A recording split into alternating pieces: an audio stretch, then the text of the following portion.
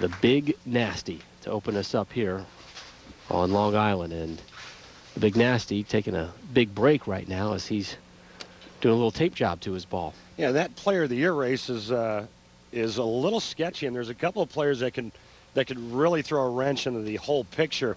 Mike Scroggins still has an outside shot. If he were to go on next week and win the U.S. Open, that would put him at the top of the list. If Chris Barnes wouldn't make the telecast, depending on what Walter Ray does today.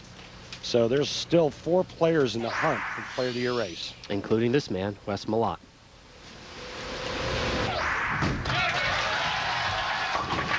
Big hook through the nose, and Wes starting off a little more to the right than we're going to see him as the day continues. Yeah, and I thought he would start a little bit deeper than this. The theme this week for the oil pattern was lots of friction. You're going to see the players throwing it very, very fast, using less aggressive stuff, and there is a lot of hook out there.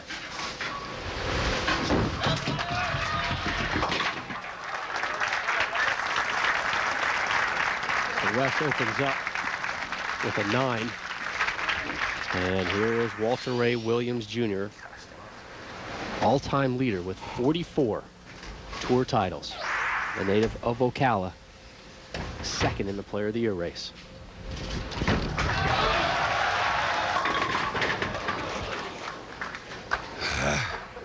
Man. Early on, both players coming up a little bit high, and again, that's that friction. And on the cheetah pattern, only 35 feet of oil, lots and lots of friction. The key, keep the ball speed up. We're going to talk about that oil pattern. It is, it's going to affect things majorly today. We may even see a gutter ball or 2. We saw a few of those this week. Because you're playing the extreme outside part of the lane, if you get a little bit carried away, it will go in.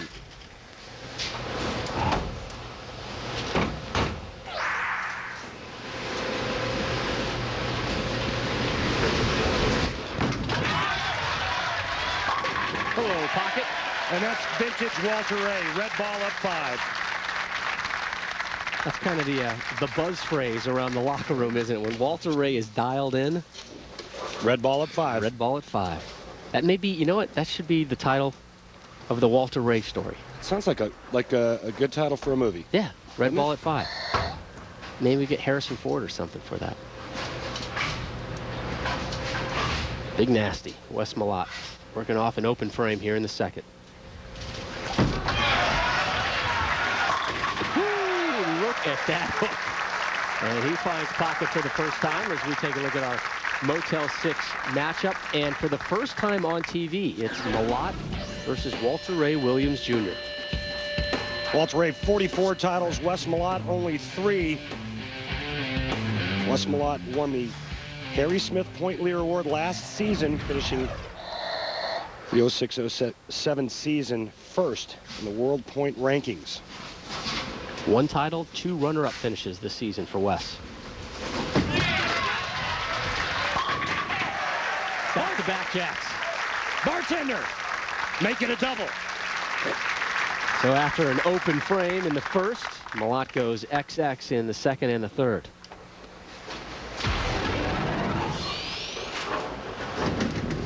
Eight and 10 in match play. Lost to Tommy Jones in the position round, did Walter Ray. Big whip.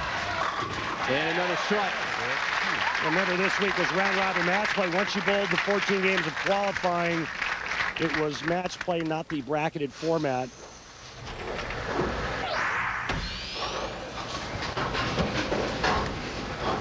Lost to everybody on the telecast this week. When you see that 0-6, there's only 5 players on television. That's because he had to bowl one of the players twice because of a position round.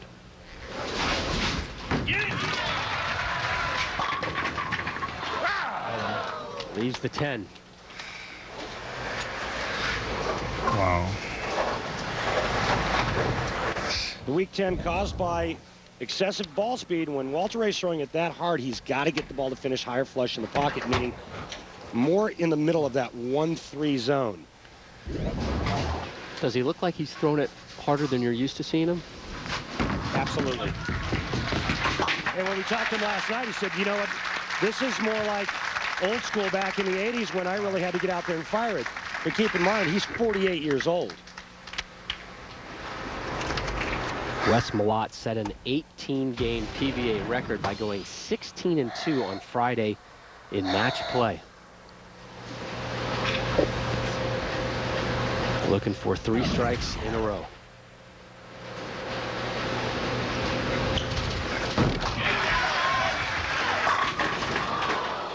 Gosh, that was great.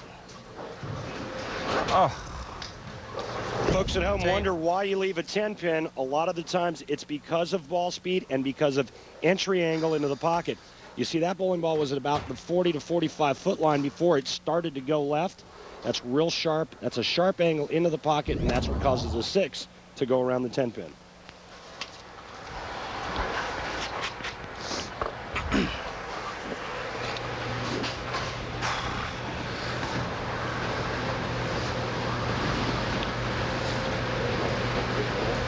Second spare attempt for Malott. Wes Malott has actually changed his spare shooting technique. Let's take a look at our Etonic Edge, and I'll tell you about the change that he's made. He used to throw a full roller at his spares, meaning the ball would track in between the thumb and fingers.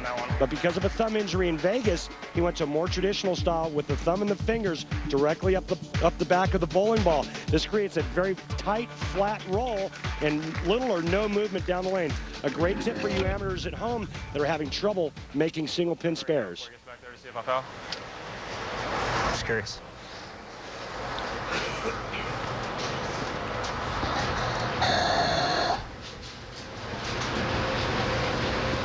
Open frame, strike, strike, spare so far for Malott. We begin the 5th.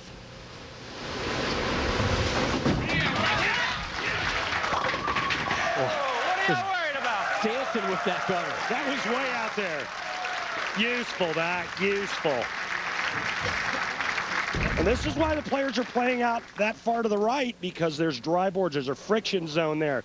If it's off your hand good, the ball will respond at that part of the lane. His 3rd strike of this match. Here's Walter Ray in the 5th.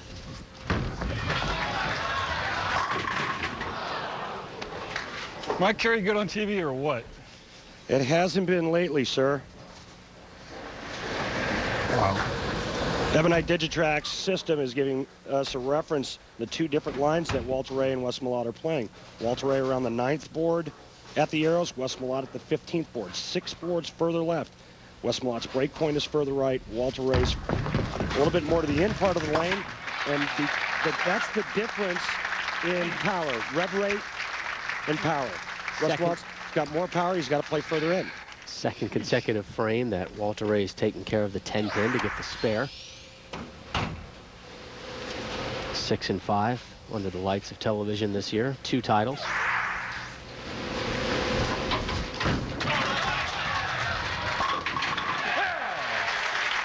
Drop and give me 10. His 3rd strike of this match, and when we return, we'll tell you how Walter Ray won another title, even in an off week for the PBA.